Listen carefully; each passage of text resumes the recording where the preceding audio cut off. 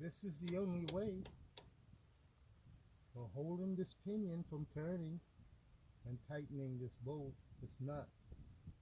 So I know you already know this shaft here is on the ground. The ground is not going to move.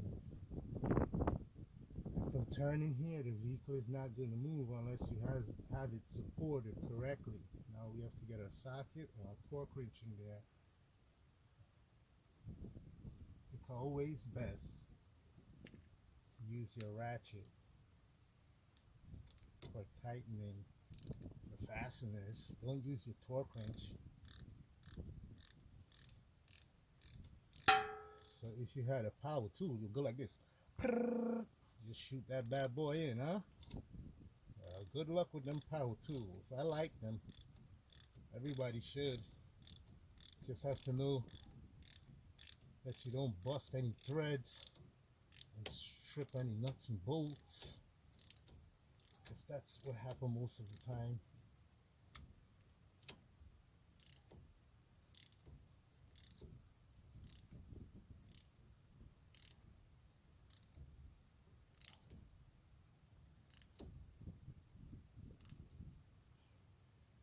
So I'm going to place a handle on here.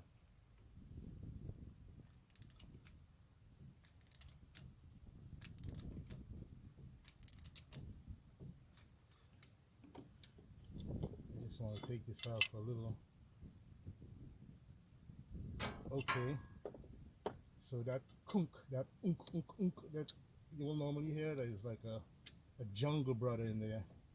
If you don't have it snug and fit properly, you're gonna hear the jungle brother going kunk, kunk, kunk, kunk.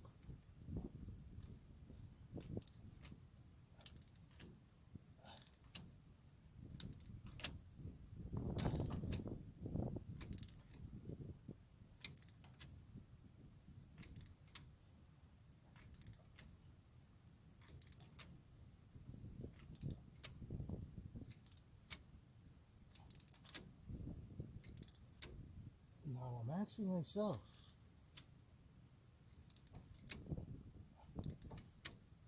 why is there so much resistance on the nut? And like it's not getting any tighter.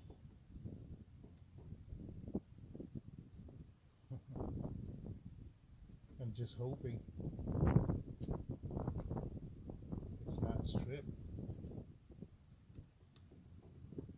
because you still have a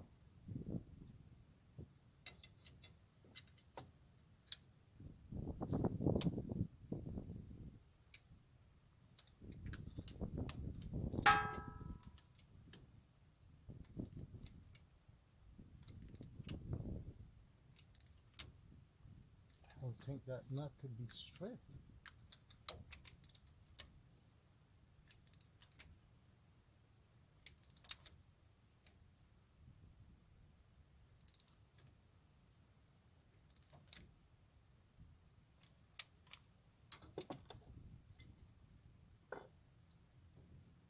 Okay, so you get the idea. It looked like it's getting stripped.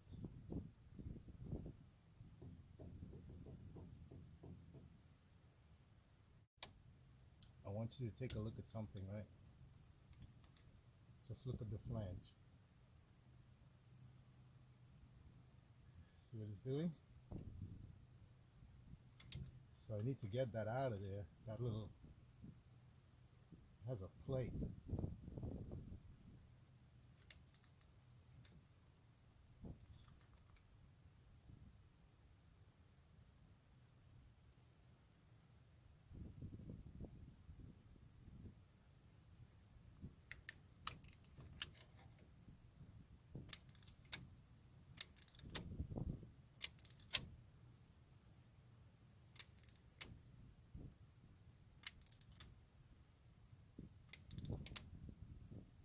Oh, thank goodness.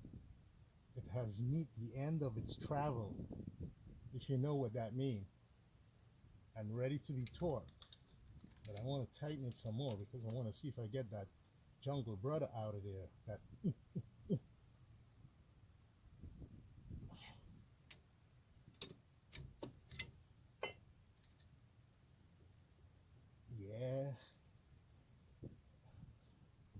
Just need a little more torque to it. So I guess this would be preloading, right?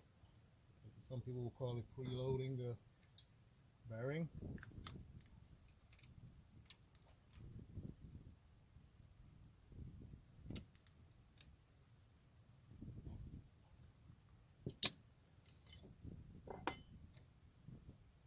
Oh yeah, it's 100% gone.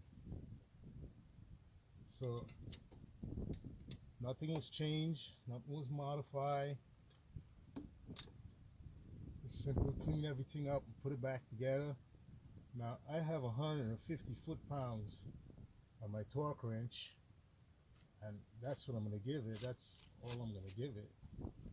Can't give it more than that.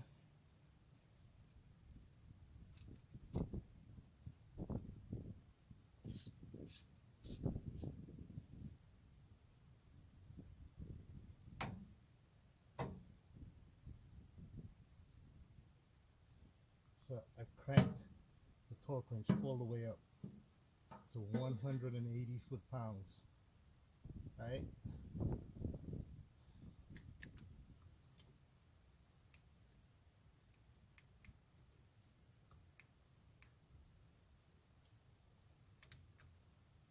Gotta be strong for this here.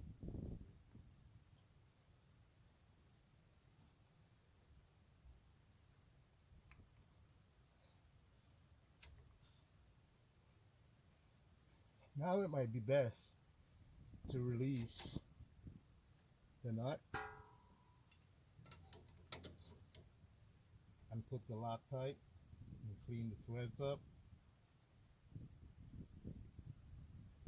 There's one thing you need to know about these nuts for these yoke. Every time you remove them, replace it with a new one. And even if you don't do so by replacing a new yoke, a new pinion gear, this nut, make sure you replace it new, and you might avoid the problem of it becoming loose. An investigation revealed that there were Loctite on this nut because it was stuck on this crevice, this little groove in the back here, and it had to be broken off with a screwdriver.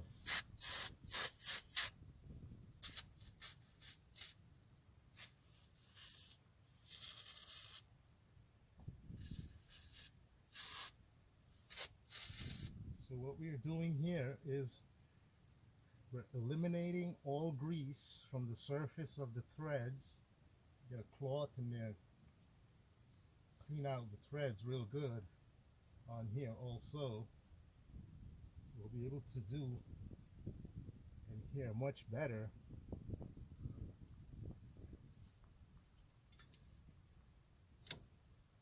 with the spray can, because we'll be able to spray in there. So now I want to take this Loctite that I have here. I just want to smear it on the top.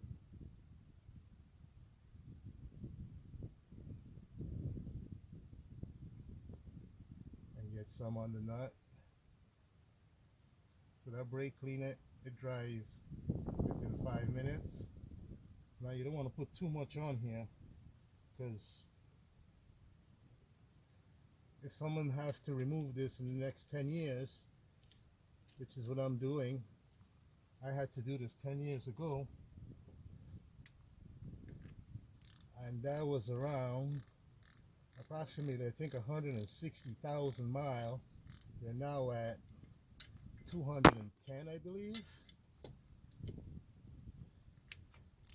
I don't recall if I placed Loctite on this bolt the last time, but I don't even recall if I torqued it to 180 foot-pounds. So that was 10 years ago. But I knew this was loose. I just had a feeling. I said, Steve, you just got to go and check this thing before you go and buy parts, and just bust it down and check it first. That's what I did, and I found out exactly what I found today. 10 years ago. Today, this is 2026, and that was 2016. Yeah, 10 years ago. This vehicle is 2003. So what gives, dude? That's the question we have to ask. So now, let's hope it lasts forever. Because if you change the oil in here every 40, 60,000 miles, the bearing will last almost 1,000,000 miles. It's just you have to remember, put that oil.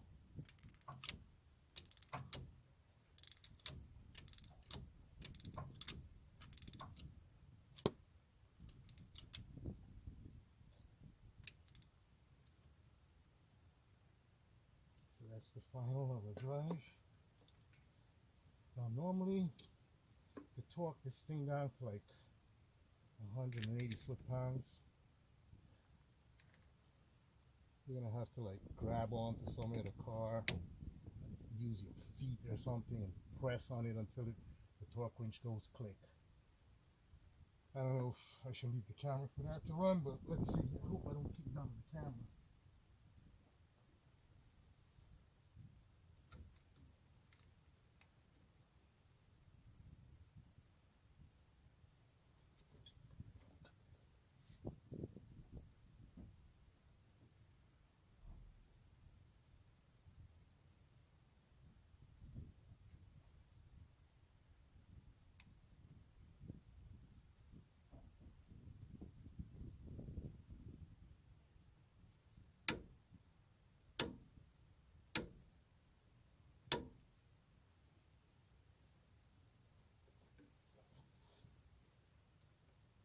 So that's 180 pounds, buckaroo.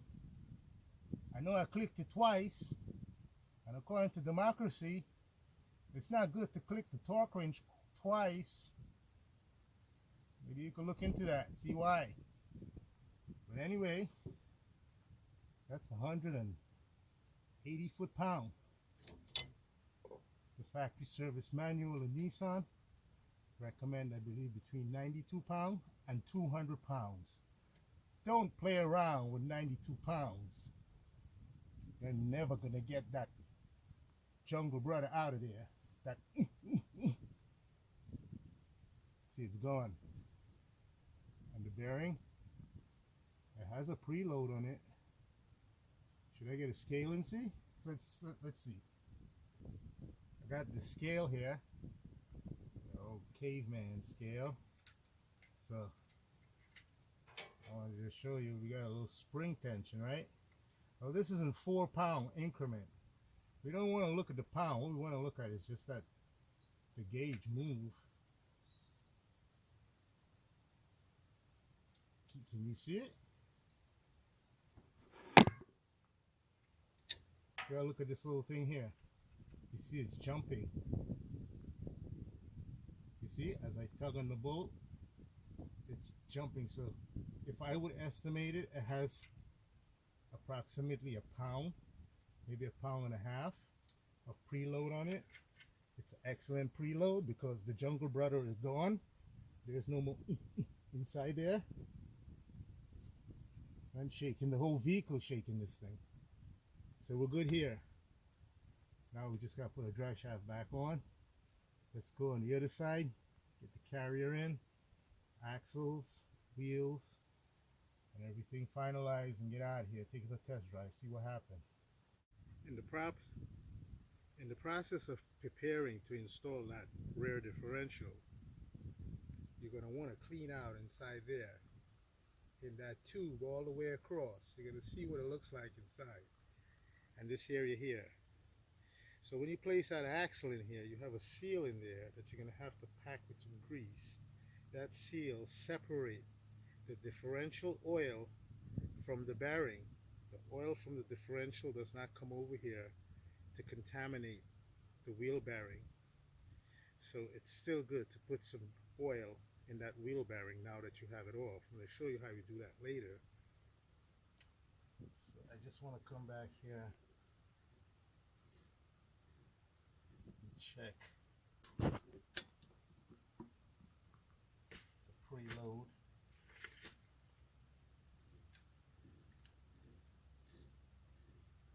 this is a very good preload. I'm satisfied with this here. Now we just make sure we lubricate the bearing, all the bearing before assemble. Same thing for here. Let's go ahead and install a carrier. Now that the tube for the axle has been cleaned on both sides, the reason you want to clean the inside of the axle 100% is so that you won't have to change the oil that much.